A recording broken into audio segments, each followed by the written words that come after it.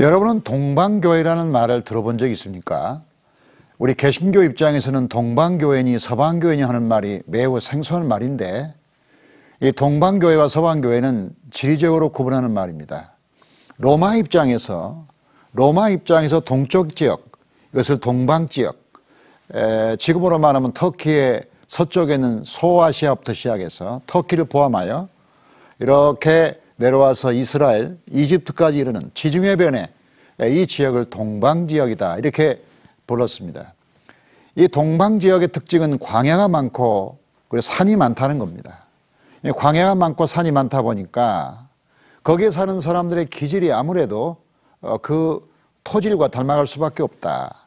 그 사람들은 주로 매우 신비적이고 체험적이고 그리고 사변적인 이런 생각을 할 수밖에 없는 것이죠. 그래서 수도운동과 더불어 이 동방지역에 독특한 영성이 생겨났는데, 이 동방지역의 가장 대표적인 특징을 말한다면 하나님의 성품에 참여하는 것의 가능성, 하나님의 성품, 그 성품에 대한 참여, 이것을 강조하는 영성이라고 볼 수가 있습니다. 우리가 이런 질문을 드리고 싶은데, 인간은 하나님을 닮을 수 있을까? 인간은 과연 하나님을 닮아갈 수 있을까? 이런 질문을 우리가 해본다면 아마 어렵다 이런 사람도 많아요. 왜냐하면 하나님은 하늘에 계시고 사람은 땅에 있잖아요. 하나님은 의로우시고 인간은 죄인이잖아요. 이 하나님의 영혼을 사시고 인간은 순간을 사는 존재가 어떻게 인간이 하나님이 될 수 있을까?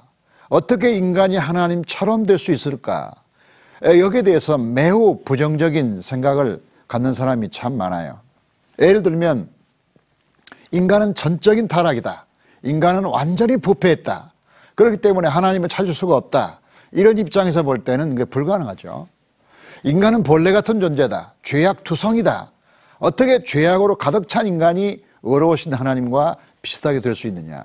이렇게 인간에 대한 부정적인 생각을 가진 사람들은 하나님을 닮아간다, 하나님처럼 된다, 이것이 매우 교만한 말 같고 그리고 비신학적인 말이고 비성경적인 말이라고 생각할 수가 있습니다.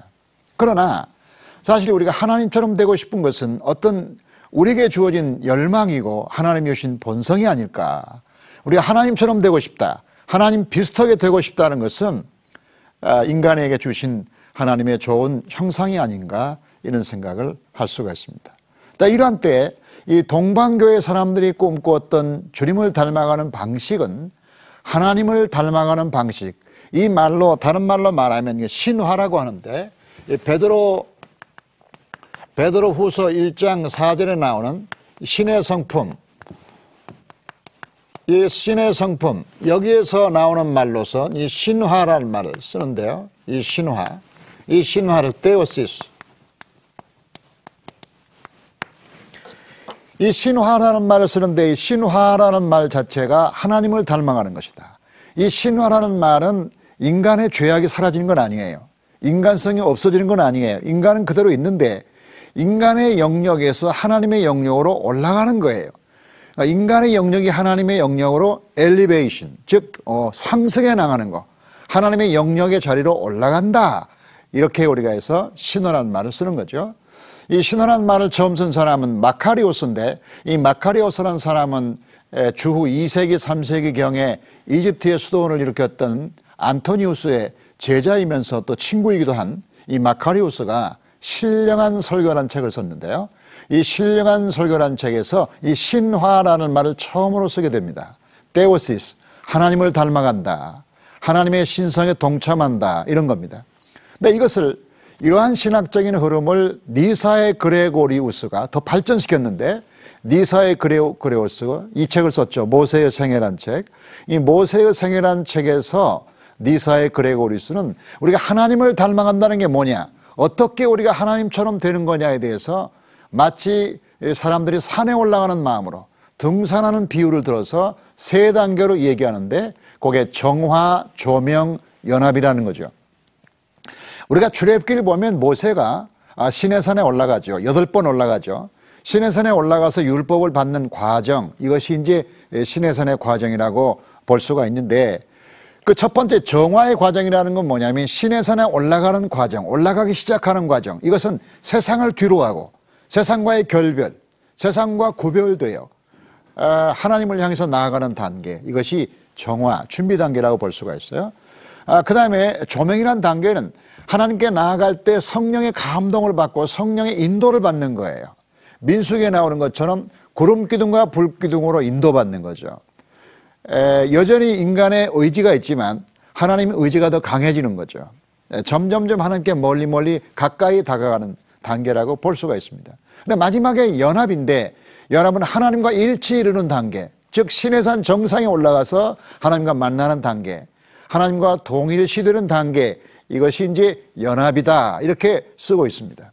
이것을 모세의 얘기로 본다면 출애굽기 20장 21절에 나오는데요, 거기 보니까 백성은 멀리 서 있고 모세는 하나님이 계신 흑암으로 가까이 가니라, 이렇게 말하고 있는데, 이 모세가 하나님께 가까이 갈수록 더 깊은 흑암이 있었다는 그 역사를 우리가 참 늘 기억해야만 해요.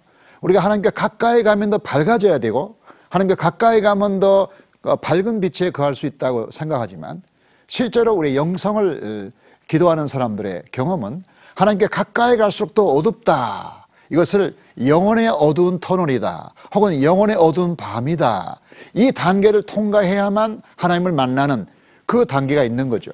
그래서 모세도 그 어두운 신의 산을 향해서 올라갔다는 거죠. 이렇게 스텝 바이 스텝으로 올라가는 단계, 이것이 동방교회가 지향하는 하나님을 향해서 닮아가는 과정이라고 그렇게 말할 수가 있죠. 이렇게 하나님을 향해서 나아가는 것을 등산과 비교하는 것, 이것이 동방교회의 독특한 비유라고 그렇게 말할 수가 있습니다. 십자가의 성 요한이라는 사람이 갈멜산 등정이라는 책을 썼는데, 이 책은 매우 대표적인 사상인데요, 이 책에 의하면 이 갈멜산에 올라가는 과정에서 30단계가 있다는 거죠. 30단계가 믿음으로부터 시작해서 사랑의 단계까지 30단계를 스텝 바이 스텝으로 사다리에 올라가듯이 한 단계 한 단계 하나님을 향해서 올라가는 거죠. 우리가 찬송가에서 말한 것처럼 저 높은 곳을 향해서 날마다 나아갑니다. 내 뜻과 정성 모두 날마다 바라봅니다. 험하고 높은 이 길을 날마다 나아갑니다. 싸움에 나갑니다. 이렇게 한 계단 한 계단을 하나님께 나아가는 그런 자세로 주님께 나아가는 것을 말하죠.